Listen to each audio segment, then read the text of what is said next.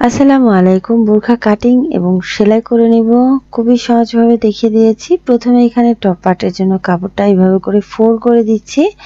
তো এইভাবে করে প্রথমে আঁকাবাঁকা পোর্শনগুলো কাট করে নিতে হবে। তো এইভাবে করে লাইন করে দিয়ে এখানে আমি প্রথমে কাট করে নিচ্ছি, দেন এখানে আপনারা মার্জিন ধরে নিতে পারেন। তো এখানে আমি 1/2 ইঞ্চি পরিমাণ উপরের দিক থেকে মার্জিন ধরে নিচ্ছি, লাইন করে দিলাম। এই লাইন থেকে নিচের দিকে টপ পার্টের জন্য এখানে আমি নিয়ে নেব 10 ইঞ্চি পরিমাণ এবং নিচের দিকের মার্জিনের জন্য এখানে আমি আরো 1/2 ইঞ্চি নিয়ে নিচ্ছি। তো প্রথমে এখানে আমাদের 10.5 ইঞ্চিতে মার্কিং করে দিতে হবে। অপোজিট সাইড থেকে এভাবে করে 10.5 ইঞ্চিতে মার্কিং করে দিচ্ছি। পুট বা শোল্ডার বা কাঁধ এখানে আমি নিচ্ছি 15.8 ইঞ্চি, যেহেতু বোরখা সেহেতু একটু বাড়িয়ে নিব অরিজিনাল থেকে, 1/2 ইঞ্চি ডাউন করে দিচ্ছি এবং এখানে আমাদের আর্মহোলটাও একটু বাড়িয়ে নিতে হবে। ধরুন এখানে আপনাদের আর্মহোল 7 ইঞ্চি, 1 ইঞ্চি পরিমাণ এক্সট্রা করে ধরে নেবেন।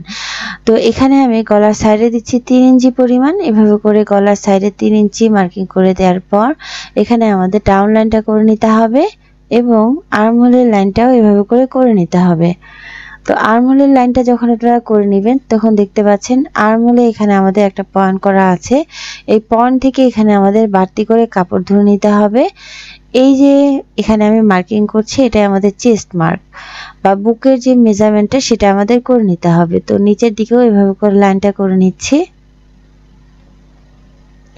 তো এখানে আপনাদের অরিজিনাল চেস্ট যত হবে, এখানে আমার অরিজিনাল চেস্ট হচ্ছে 38 ইঞ্চি। 38 সাথে যেহেতু আমি বোরখা তৈরি করছি একটু লুজ করে পড়তে হবে। 6 ইঞ্চি লুজ নিয়ে এখানে আমি 44 ইঞ্চিতে মার্কিং করে দিচ্ছি, মানে 44-এর 4 ভাগের 1 ভাগ 11 ইঞ্চি এবং এখানে আমি আরো 1 ইঞ্চি মার্জিন ধরে নিচ্ছি। তো চেস্ট যত তার চাইতে 1 ইঞ্চি কম নিচ্ছি পেটের মাপের দিকে, ঠিক আছে? তো মার্জিন ধরে নিতে হবে। তো এভাবে করে মার্জিন ধরার পর এখানে আমি আর্মহোলের মেজারমেন্ট করার জন্য এভাবে করে প্রথমে কোণা করে মার্কিং করে দিচ্ছি এবং এই কোণা থেকে 1.5 ইঞ্চিতে প্রথমে মার্কিং করে দিয়ে এখানে আমাদের ব্যাক পার্টের যে আর্মহোলের শেপ সেই শেপটা করে দিতে হবে। এখানে যদি আপনাদের ফ্রেঞ্চ কাট যে স্কেলটা থাকে সেই স্কেলটা থাকলে আপনারা কিন্তু এই স্কেল দিয়ে সুন্দরভাবে শেপটা করে নিতে পারেন।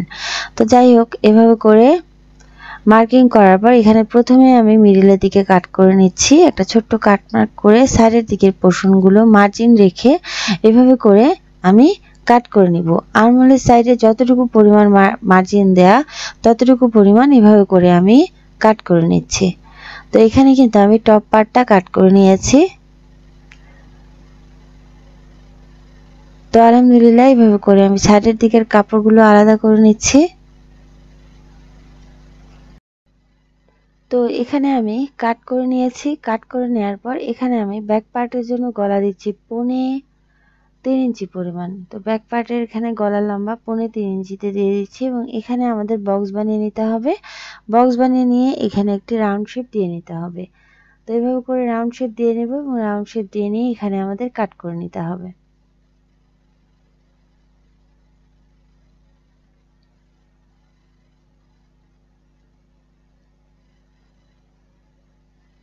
তো যেহেতু পিচ্ছিল কাপড় এখানে কিন্তু আপনাদের সাবধানে ধরে সুন্দরভাবে কেটে নিতে হবে। তো এখানে আমি ব্যাক পার্টটা কাট করে নিয়েছি। তো এরকমই এখানে আমাদের আরো একটা পার্ট কাট করে নিতে হবে। তার মানে এখানে কিন্তু আপনাদের ফ্রন্ট পার্টের জন্য আরেকটা পার্ট লাগবে। এই আরেকটা পার্ট কাপড় এইভাবে করে মেজারমেন্ট করে এখানে আমি কাট করে নেব।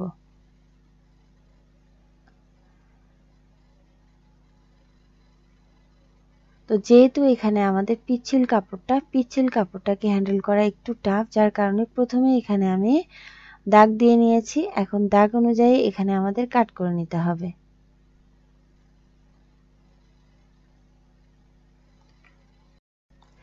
তো আলহামদুলিল্লাহ এখানে আমাদের দুইটা পার্ট বের হয়ে গেছে। তো ব্যাক পার্ট অনুযায়ী গলাটা কাট করে নিয়েছিলাম। যেহেতু এখানে আমাদের ফ্রন্ট পার্টটা এইভাবে করে ফোল্ড করে নিতে হবে। ফ্রন্ট পার্টের গলা লম্বা দিচ্ছি 5 ইঞ্চি পরিমাণ।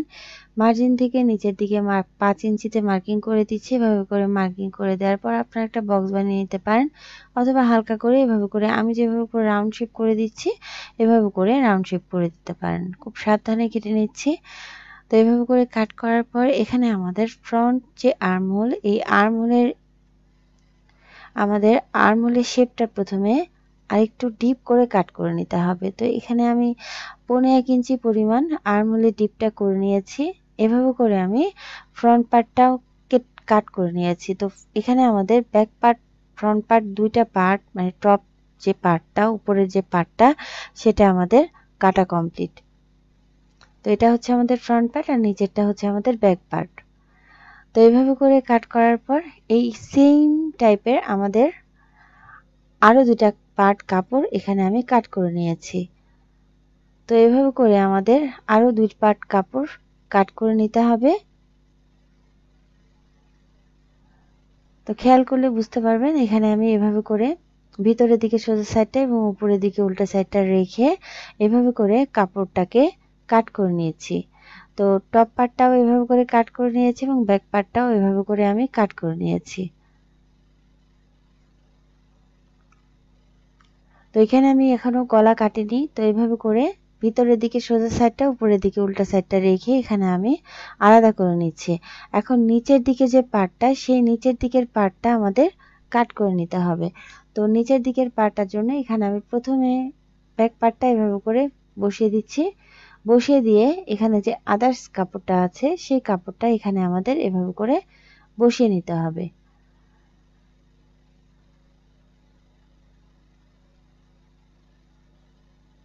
তো এই কাপড়টাকে এভাবে করে আমি প্রথমে সেট করে নিচ্ছি। তো এখানে আমি ডাবল ফোল্ডে এই কাপড়টা রেখে দিয়েছি। তো নিচের পার্টের কাপড়টা এভাবে করে মার্জিন ধরে বসিয়ে নিচ্ছি। বসিয়ে নিয়ে এখানে আমি দেখতে পাচ্ছেন ফোল্ড করা কাপড় বাড়তি করে কাপড় ধরে নিয়েছি। এখানে যে প্রস্থটা নিয়েছি ডাবল পার্ট করে দিয়ে এখানে আমাদের 20 ইঞ্চি পরিমাণ এসেছে। তো এই পার্ট কাপড়টাকে এভাবে করে আপনাদের উপরে যে টপ পার্টটা সেই টপ পার্টটার সাথে কিভাবে আপনারা অ্যাডজাস্ট করে নেবেন। তো বাড়তি যে কাপড়টা এই কাপড়টা এখানে আমি কুচি করে নিব। তো কুচিগুলো এভাবে করে আমাদের মিডল বরাবর করে দিতে হবে।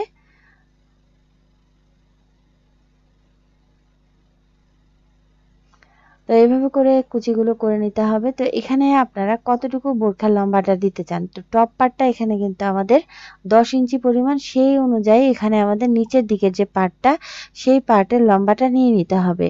তো এখানে আপনারা 52 ইঞ্চি বা 53 ইঞ্চি যদি বোরখাটা করতে চান তাহলে সেই অনুযায়ী এখানে আপনাদের কাপড় ধরে নিতে হবে। তো উপরের পার্টের সাথে নিচের পার্টের অ্যাডজাস্টটা আপনাদের সেভাবে করে নিতে হবে।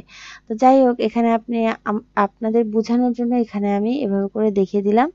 তো এখানে আমাদের যে নিচের দিকের পার্টটা এখানে কিন্তু আমাদের দুইটা পার্ট এই একইভাবে কেটে নিতে হবে। তো এখানে আমাদের প্রস্থটা হচ্ছে ডাবল ফোল্ডে 20 ইঞ্চি পরিমাণ এবং লম্বাটা নিচের দিক থেকে নিয়ে নিচ্ছি মার্জিন সহ এখানে আমি 45 ইঞ্চি পরিমাণ।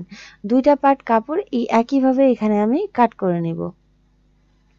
আশা করছি এতটুকু পরিমাণ বুঝতে পেরেছেন। এখন হাতার কাপড় এখানে আমাদের কাট করে নিতে হবে। তো একইভাবে এখানে আমাদের নিচের দিকের যে লোয়ার পার্ট সেই লোয়ার পার্টের জন্য দুইটা পার্ট এখানে আমি কাপড় কাট করে নিয়েছি। হাতার পার্টের জন্য এইভাবে করে কাপড়টাকে ফোল্ড করে দিচ্ছি। ফোল্ড করে দিয়ে এখানে আমি লম্বা দিব 22 ইঞ্চি পরিমাণ। তো এভাবে করে লম্বাটা দিয়ে নিচ্ছি 22 ইঞ্চি পরিমাণ এবং এভাবে করে আমাদের কাপড়টা কাট করে নিতে হবে। তো এখানে আমি কাপড়টাকে এভাবে করে কাট করে নিচ্ছি। তো হাতার জন্য যে দুইটা পার্ট একইভাবে কিন্তু আমি অপোজিট পার্টটা কাট করে নেব। এখানে আমি একটা পার্ট কাট করে দেখাচ্ছি। তো এইভাবে করে কাট করার পর এখানে আমাদের ব্যাক পার্টে যে আর্মহোলের শেপটা সেই শেপটা আপনারা এভাবে করে মেজারমেন্ট করে নেবেন। তো এখানে আমাদের এক্সট্রা অংশ বাদ দিয়ে 10.5 ইঞ্চি, তো 10.5 ইঞ্চি এখানে আমাদের মনে রাখতে হবে, ঠিক আছে। তো এখানে আমাদের দুইটা পার্ট, তো এখানে প্রথমে কিন্তু আমি একটা হাতা করে নিব। তো 15.5 ইঞ্চি এখানে আমাদের প্রস্থ, ডাবল ফোল্ড করে এবং এখানে আমাদের হাতার লম্বা নিচ্ছি 22 ইঞ্চি পরিমাণ। আপনারা এখানে মার্জিন ধরে নেবেন। তো যাই হোক নিচের দিকে এখানে আমি চিকন করে একটা প্লেট লাগিয়ে দিব। তো দেখতে পারবেন এখানে আমি ডাউন করে দিচ্ছি 3.5 ইঞ্চি পরিমাণ।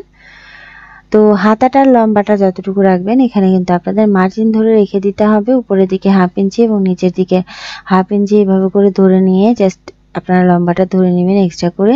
এখন 10.5 ইঞ্চিতে মার্কিং করে নিচ্ছি। মার্কিং করে নিয়ে এভাবে করে জাস্ট একটা শেপ করে দিচ্ছি এবং বাড়তি কাপড় করে রেখেছি কারণ আমি হাতার মধ্যে কুচি দিব।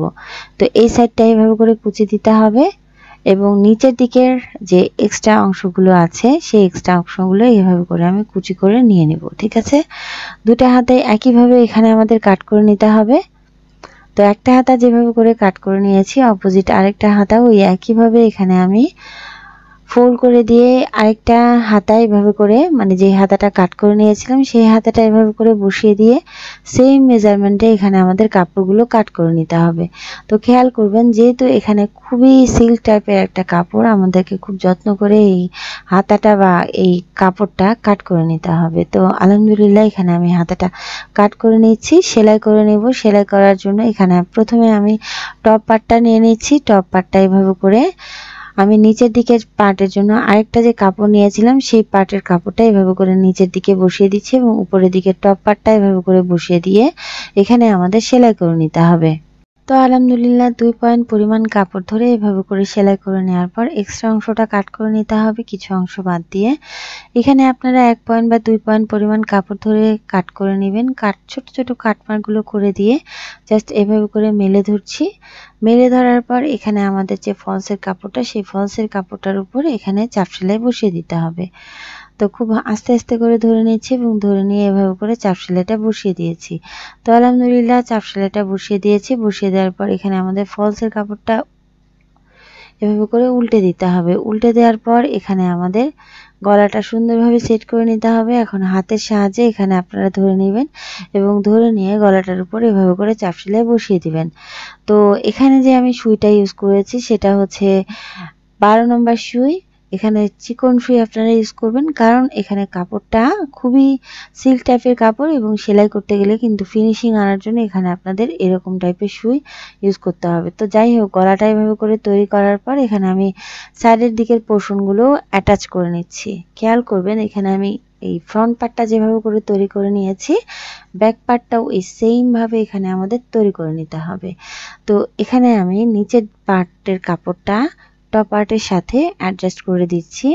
তো একটা সাইডে এভাবে করে অ্যাডজাস্ট করে দেওয়ার পর অপোজিট সাইডটাও ওই একইভাবে অ্যাডজাস্ট করে দিতে হবে এবং নিচের দিকের কাপড়টাও এখানে আমাদের একভাবে সেলাই করে নিতে হবে। তো একটা পার্ট যেভাবে করে রেডি করে নিয়েছি, অপোজিট পার্টের গলাটা এবং নিচের দিকের ফলসের কাপড়টা একইভাবে এখানে আমি তৈরি করে নিয়েছি। তো আলহামদুলিল্লাহ এখানে আমি দুটা পার্ট সুন্দরভাবে লাগিয়ে নিলাম। তো এভাবে করে লাগিয়ে নিয়েছি এবং গলাটা এভাবে করে তৈরি করে নিয়েছি। তৈরি করার পর এখানে আমাদের নিচের দিকে যে পার্টটা, এখানে আমি একটা পার্ট সেলাই করে দেখালাম এবং নিচের দিকের পার্টটা এখানে আমাদের এভাবে করে প্রথমে সাইডের দিকের পোর্শনগুলো এখানে আপনারা কিছু অংশ ফাঁক বাদ রেখে বাকি অংশটুকু এভাবে করে কুচি করে দিতে পারেন। তো এখানে আমি সাইডের দিকে ফাঁকা রেখে দিয়েছি এবং ফাঁকা রেখে দিয়ে মিডিল যে অংশটা, সেই মিডিলের অংশটা এভাবে করে প্রথমে কুচি করে নিয়েছি। তো এখানে আপনারা যে কোনো কিছুর সাহায্যে কুচি করে নিতে পারেন। এখানে আমি কাঁটা চামচের সাহায্যে এভাবে করে কুচি করে নিয়েছি। এভাবে করে কুচি করলে কুচিগুলো কিন্তু অনেক সুন্দর হয়। তো যাই হোক, এভাবে করে সেলাই করে নিয়েছি।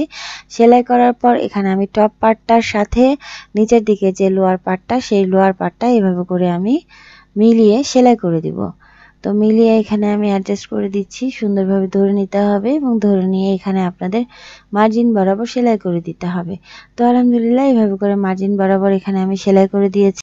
তো খেয়াল করবেন, এখানে একটা পার্ট যেভাবে করে সেলাই করছি, অপোজিট যে আরেকটা পার্ট, মানে ব্যাক পার্টের গলাটা, ব্যাক পার্টের টপ পার্টটা, ব্যাক পার্টের লোয়ার পার্টটা, মানে নিচের পার্টটা একইভাবে এখানে আমি সেলাই করে নিয়েছি।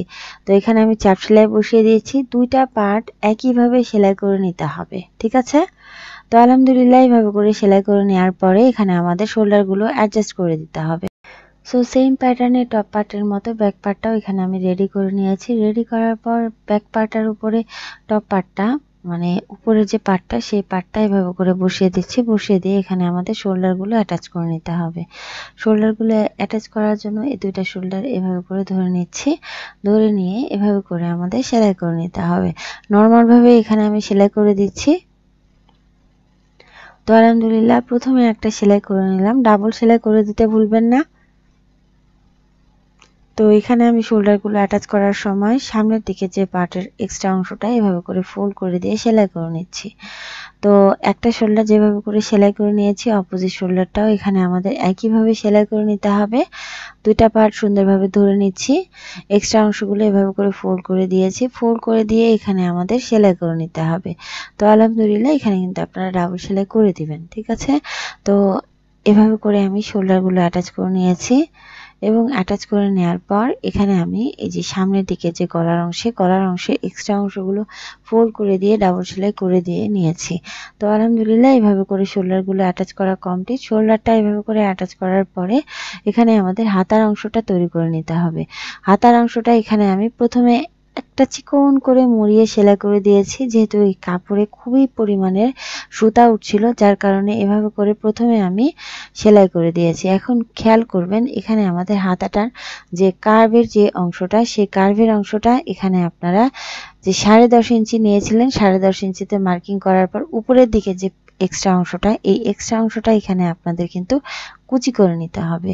তো কুচি করার জন্য এভাবে করে আমি ধরে নিচ্ছি জাস্ট মার্কিং বরাবর, মানে 10.5 ইঞ্চি আমাদের অরিজিনাল মার্কিং ছিল, এই মার্কিং বরাবর এখানে আমাদের চিকন চিকন করে কুচি করার জন্য এখানে আপনারা সুই নিয়ে নিতে পারেন অথবা হাতের সাহায্যে করে দিতে পারেন। যেহেতু খুবই সিল্ক টাইপের একটা কাপড়, মানে বাটার সিল্কের একটা কাপড়, যার কারণে একটু কাপড়টা হ্যান্ডেল করা একটু টাফ ছিল। আমি এখানে ছোট্ট ছোট করে এভাবে করে কুচিগুলো করে নিয়েছি।